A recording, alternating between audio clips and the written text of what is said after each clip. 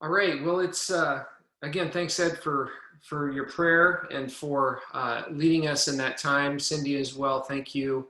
I think it's just obviously super helpful for us to think about as we pray together. We're praying for the needs of one another, and we're also praying, obviously, for the big picture for our direction as a church and who Jesus wants to form us into being as His people. And so, thanks, Cindy, for leading us into that time of prayer as well. Um, so I trust that many of you saw my video on an email on Thursday after I had sent out a video on Wednesday. So you got two videos and two emails within 2 days. And but I made a course a correction and adjustment on Thursday. I just had a sense in my spirit that God was wanting me to talk about some things related to the current events of our day, and more than just a recorded YouTube video, which I did, I think maybe 4 or 6 weeks ago. I did a little 5-minute or 7-minute spiel or something on YouTube, but I just felt as though I was burdened with the need to share a bit more. And so I've kind of written up a couple of things to kind of open this up and kind of let you know where I'm headed and the motivations for this. I've been burdened by the season that we're in, and in particular, how it seems as though everything or most things in our society today have become politicized. And how it feels like many of us, as both Christians and non-Christians alike, have really chosen sides during this season about what we're going to believe and how we're going to operate and what we're going to do. And so this morning, my goal is not to open up a time for us to have some sort of a political debate. It's not really intended to be a forum for us to openly air our personal opinions on politics and on the things of the day. And it's really not an attempt for any of us to try to fix things or to tell each other what you should think or what you should do.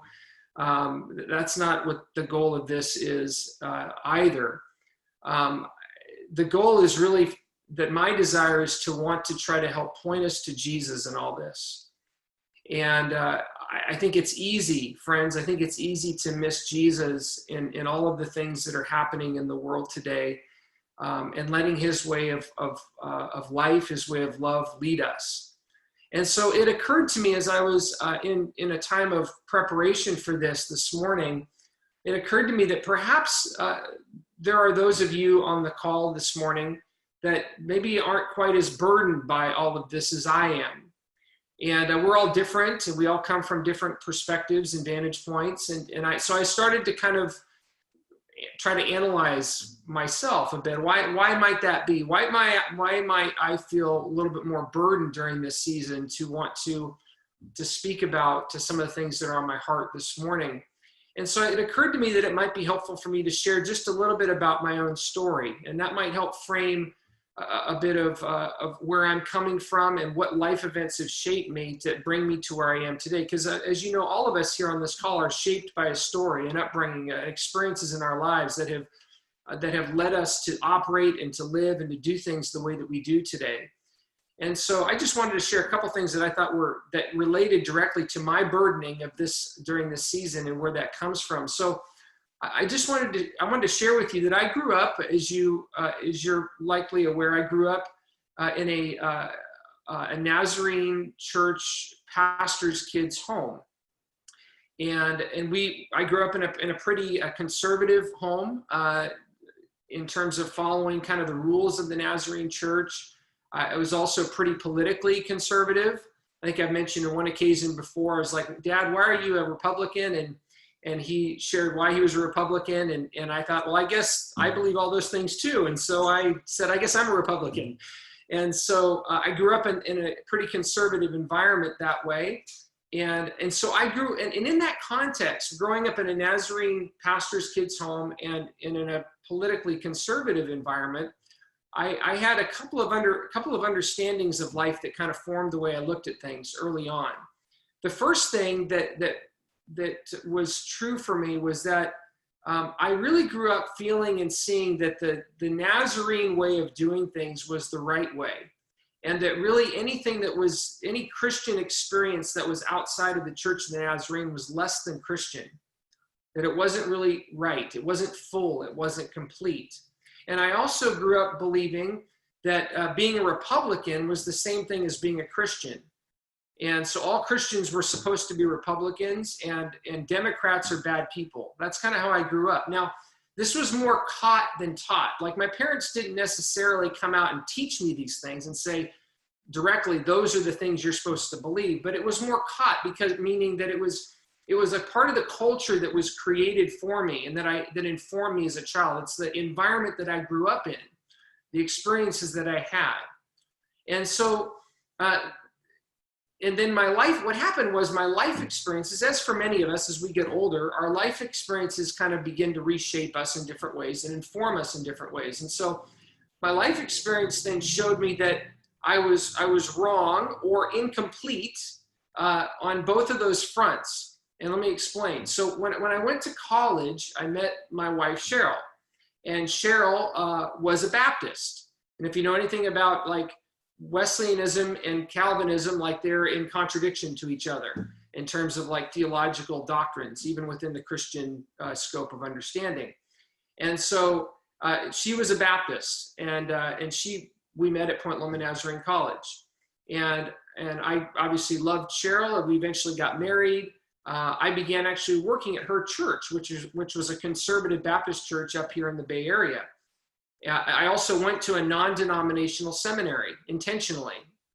And what I noticed in my experience of life post-college was that there are a lot of people, many of us know this now, but for me as a 20-year-old guy, I was like, there's a lot of people that love Jesus and want to follow him and live for him that aren't Nazarenes. And I was kind of it was eye-opening to me.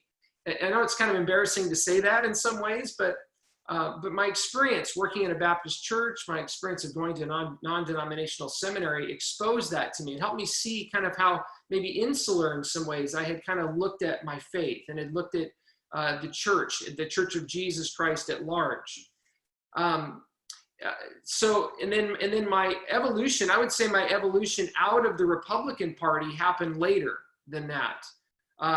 As a Christian teacher and as a pastor, I found myself becoming increasingly polarized in my own conservative views. And what I saw for myself was that I became more angry, I became more upset, I became more opinionated about almost everything that was going on in the world. I was listening to a lot of conservative radio, and that was forming my views and creating I didn't see it as much at the time, but I can look back on it now. And it was creating an unhealthy spirit within me as a person. I was being led away from a life of love, and I was being led more towards a life of anger, control, and frustration that there are other people that don't see things the same way that I do.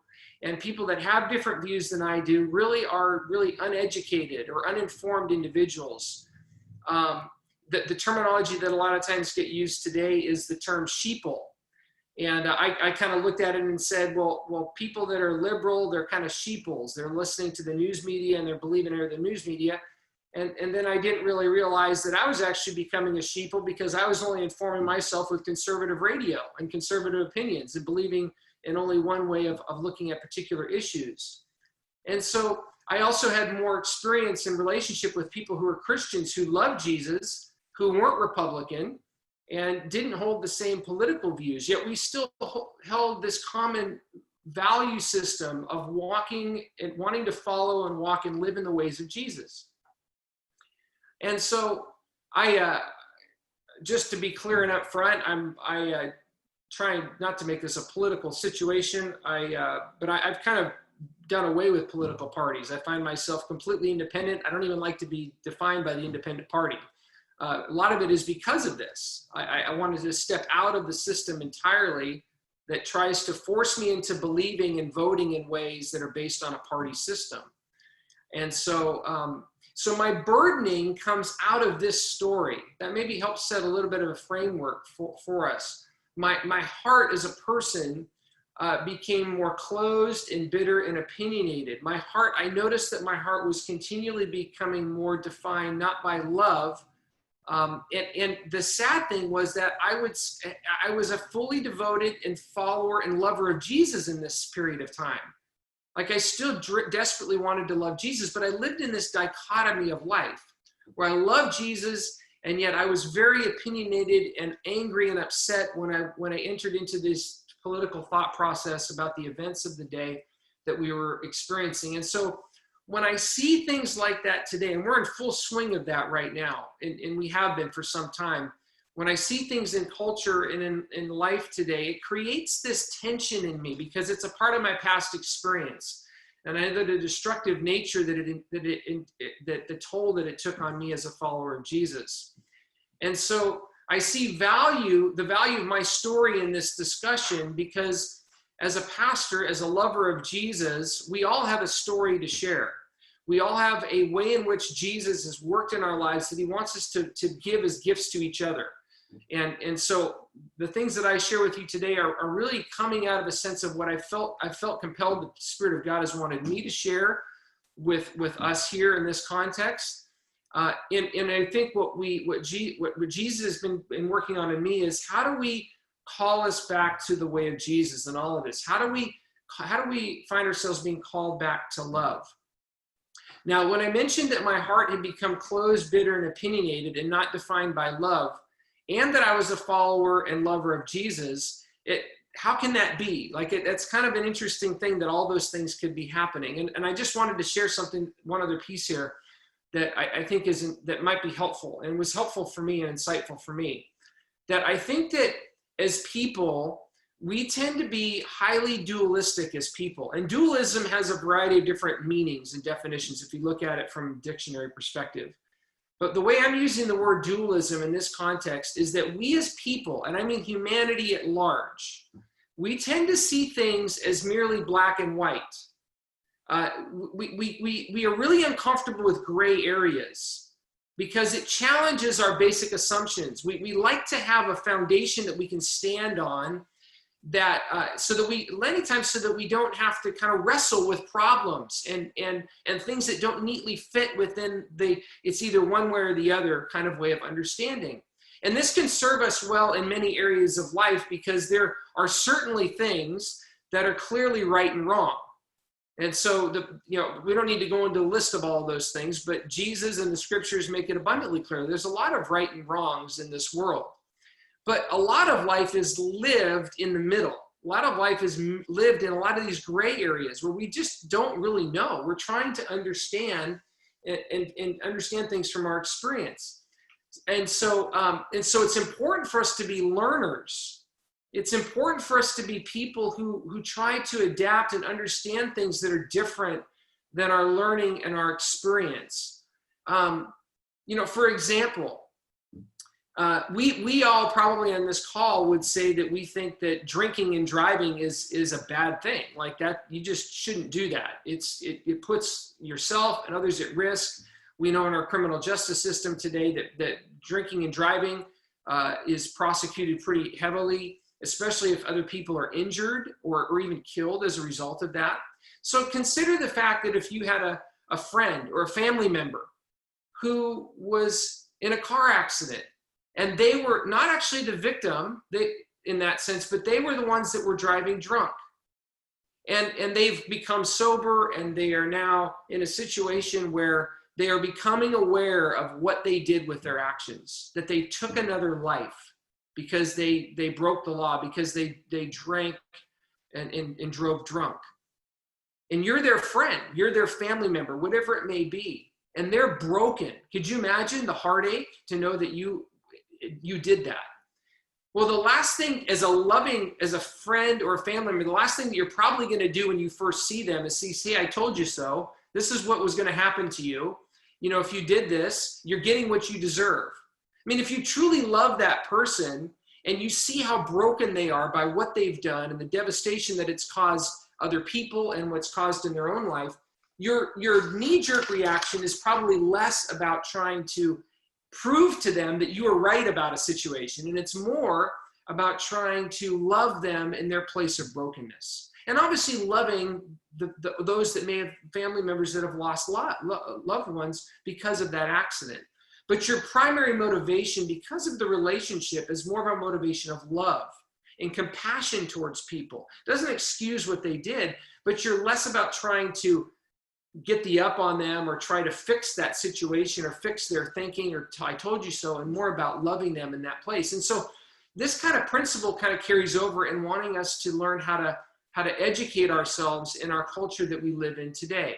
And so there are good reasons. I just want to say that there are good reasons that people have in our world today why they're for and against certain things, liberals and conservatives alike.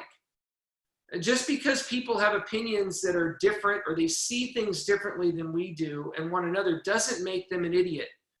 You know, it doesn't, just because their view is different doesn't make them necessarily, wrong. It means that there's a different way of looking at things that is important. If we don't understand it, it's important for us to educate ourselves and to understand where are they coming from so that I can learn, am I missing some things here in my own worldview, in my own viewpoint? So in our world today, so to kind of talk about this idea of dualism, how quickly it is for us to kind of be dualistic in our thinking. In our world today, some of us, maybe many of us, might be viewing the events that are happening today through the lens of political values. And so if you're a Democrat in this country, then generally speaking, like the Democratic Party as a whole, generally looks at Republicans and the president as bad and evil people. And if you're a Republican, then basically Republicans look at the Democrats the same way and look at, and basically probably up it a notch too in terms of the media. And all the media that's out there is liberal and evil. And they're all trying to do that. They have this far left agenda in everything that they're trying to accomplish. And so what happens is, because of our viewpoint, our radar goes up in almost every situation when we look at things from this rootedness. And we're going to default to our primary operating system as people, which is to be either for or against what we see or what we read based on our fundamental value system. Okay? Let me say that again. Our radar is going to go up in almost every situation we see, and we're going to immediately default to our primary operating system to either be for or against things, a lot of times based on how we have been raised politically or as Christians or a host of other things. And we're going to immediately we're going to form an opinion on what we're viewing. And this happens not just for Christians, it happens for everybody. Like, this is just a normal way of human operation. And so we as people in general rely and feel comfortable with dualism. So what this means is that if you look at from a political perspective today, you have most typically what we find is that our systems support this dualistic thinking. So we have I'll say that most mainstream news media, I would say, typically panders to the left. And so most things that you'll watch or maybe read are going to pander to a more liberal perspective and agenda. And so it's really helpful to be aware of that. It's good to know that what you're likely seeing on the national news media or maybe reading in a paper is it's going to be biased towards a leftist agenda. You have other news networks out there like Fox News, on the other hand, that I think in many ways used to call themselves as fair and balanced, if you remember that, maybe several years back. But a lot of times it seems that they've maybe found a niche for conservatives. Because most mainstream media is liberal. So, now we can actually craft more of our messaging towards the conservative of our country, and we're going to see our ratings rise as a result of that. And some would even go so far to say that our president, due to his vast political history and involvement in both the Republican and Democratic parties in his past, is maybe speaking a message that the Republicans and the right want to hear. And so you can read the same story from CNN or Fox News, and you can have a very different perspective on what truth is and what's going on. And the reality, friends, is that truth is likely somewhere in the middle, because we tend to be polarizing. We tend to be operating from a dualistic understanding.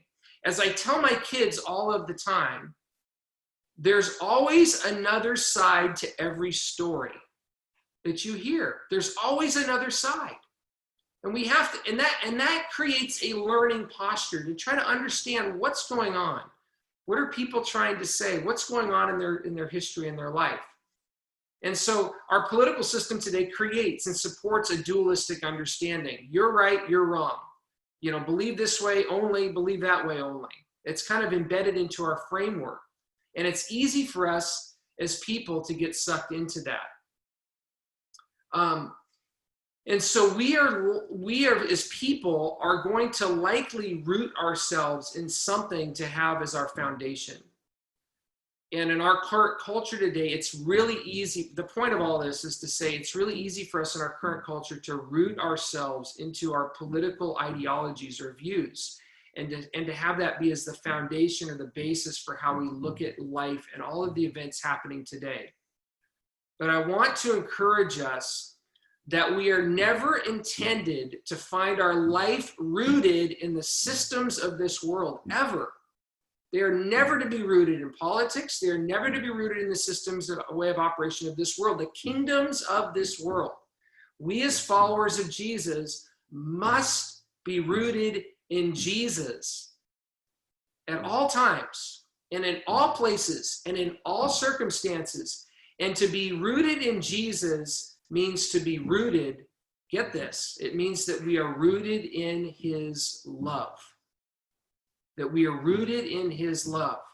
And this isn't a judgment on any of us on this call. It's a call to all of us, a question that we all should ask ourselves in this season. Am I operating out of love? Am I operating in and out of love in my response to what's going on, in my interactions with individuals, in what I believe, what I think? Is the love of Jesus foundational to where I'm operating? I can tell you for myself that it is a challenge for me to continue to stay rooted in love, especially during this season when there's so many different opinions out there. I'll immediately want to gravitate to think this way, or to think I'm going to take a conservative view on this and a liberal view on this. And I find myself easily falling into that dualistic right or wrong mentality. And I want to come back, I want to call us back to being rooted in love. And this is a lifelong question for us. And so coming back to Jesus as our foundation is incredibly essential. Jesus has to be our starting point for everything, friends, everything. It's not the denomination, the Church of the Nazarene is not our starting point. It is not your party preference. It is not your liberal or conservative upbringing. It is Jesus. Jesus is to be our starting point for everything. Now, what this doesn't mean is it doesn't mean that being rooted in love will necessarily make every Christian alike and we're all going to see things the same way. Of course not. We all are going to have different opinions and we're going to see life through a different set of lenses. But they no longer become the foundational driving force of our lives. They become secondary at best because the love of Jesus is what drives us foundationally. So identification with Jesus and his love and his way becomes that driving force, or so it should be. And that foundational reality is love. If God is love, Jesus is love. And so if love is foundational, we become less inclined to force other people. We become less inclined to expect other people to believe what we believe. We become less inclined to try to be right or control conversations and environments. It's less about trying to be right.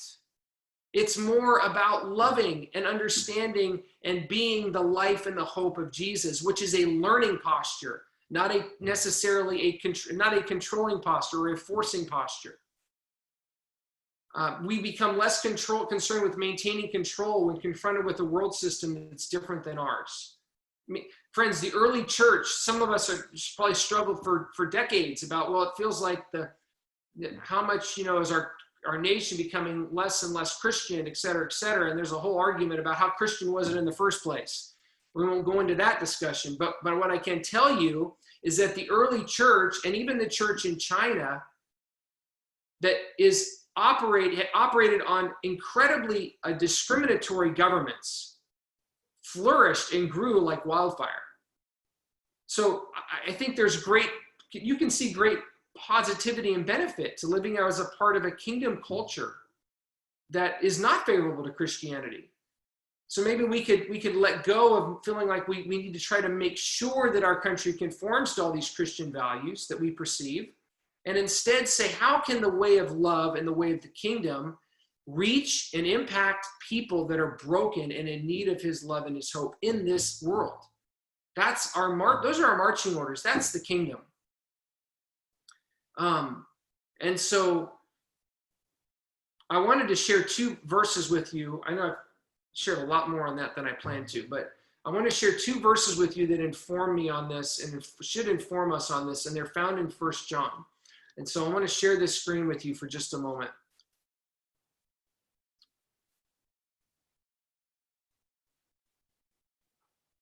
Let me get it open here. Okay, so look at this passage. I hope that you can, this is a lot here, but I hope you can see this okay. So it says here, 1 John 4, 7-21. This is super important, friends. I want us just to really pay attention to what John is saying here in this letter. He says, "Dear friends, let us love one another, for love comes from God. Everyone who loves has been born of God and knows God. Whoever does not love does not know God, because God is love." God is love. This is how God showed his love among us. He sent his one and only Son into the world, get this, that we might live through him.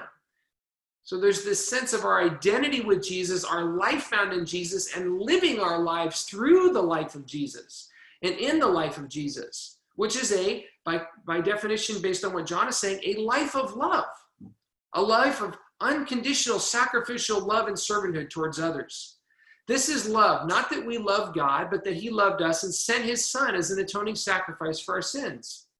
Dear friends, since God so loved us, we also ought to love one another. No one has ever seen God, but if we love one another, God lives in us and his love is made complete in us. This is how we know we live in him and he in us. He has given us his Spirit. And we have seen and testified that the Father has sent the Son to be the Savior of the world. If anyone acknowledges that Jesus is the Son of God, God lives in them and they in God. And so we know and rely on the love God has for us. God is love. Whoever lives in love lives in God and God in them. That is a significant verse.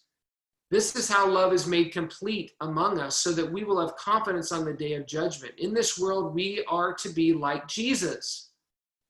There is no fear in love, but perfect love drives out fear, because fear has to do with punishment. The one who fears is not made perfect in love. We've loved because he has first loved us. Whoever claims to love God yet hates a brother or sister is a liar. For whoever does not love their brother or sister whom they have seen cannot love God whom they have not seen. And he has given us this command: anyone who loves God must also love their brother and their sister. And so then the question is, how then do we really love? And he continues in this, but as he goes on to this, let me share this next slide with you. Oops, sorry. How then do we love?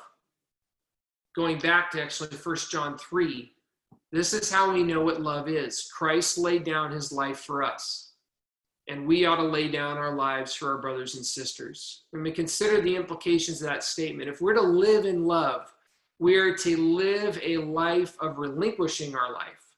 We are to live a life of sacrificial servanthood to people that we meet, that we interact with. This is not just a principle that applies to, well, just relating to those. If anyone has material possessions and sees a brother and sister in need but does not have pity on them, how can the love of God be in that person? So then John tells us that we don't just love with words or speech, but we're called to love with actions and in truth. This is an incredibly insightful passage of scripture. And so, friends, we love by laying down our lives and our agendas. We love by dying to our need to be right and to be in control. We love by identifying in particular with those who are in need, those that are in pain, those that are mistreated, those who are marginalized. We love by doing, not just saying we love, but we love by doing.